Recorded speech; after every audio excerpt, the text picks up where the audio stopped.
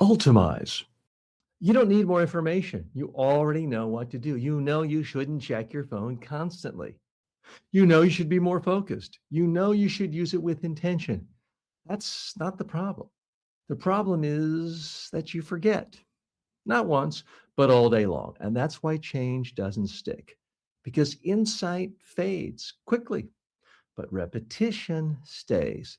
Think about how everything else in your life works. You're exposed to thousands of messages every day: what to buy, what to watch, what to click, what to care about. And those messages are never delivered once, they're repeated over and over and over again. You get constant messages to buy on Amazon. You get constant messages to watch the next show on Netflix and the next show on Netflix. You get reminders every single time you step in your car to put on your seatbelt. Reminders work, not because they're brilliant, because they're constant. Now, compare that to how most people try to change their behavior.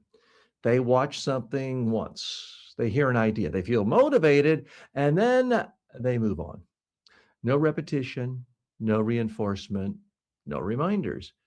So what happens? They go right back to default. Action step number one: create a daily reinforcement habit. Starting today, you need one daily reminder, just one, something you repeat every day. This is where your reset loop comes in. Short, simple, repeatable. You don't listen once, you listen daily or at least regularly because repetition is what retrains your brain. Action step number two: use multiple signals. Don't rely on one reminder, use different types: visual, notes, lock screen messages, audio, short recordings, the reset loop. Environmental, phone placements, physical objects. The more senses involved, the stronger the reinforcement. Action step number three: link reminders to existing habits. Don't create something new. Attach reminders to something you already do. For example, listen to the reset loop while getting ready. Look at your reminder before picking up your phone. Read a cue when you sit down. Now the reminder becomes automatic because it's tied to something that already happens. Action step number four: keep it short. This is important. Your reminders must be short. If they're long, you won't repeat them. If they're short, you will. That's why the loop works. It's quick, it's easy, it's repeatable. I like to put little mentions, little messages right on my calendar. I use Google. You can use any calendar you want. And I'm sent an automatic message by email.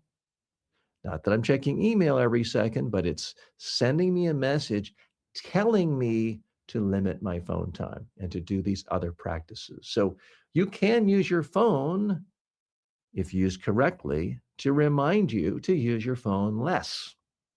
Action step number five: expect resistance.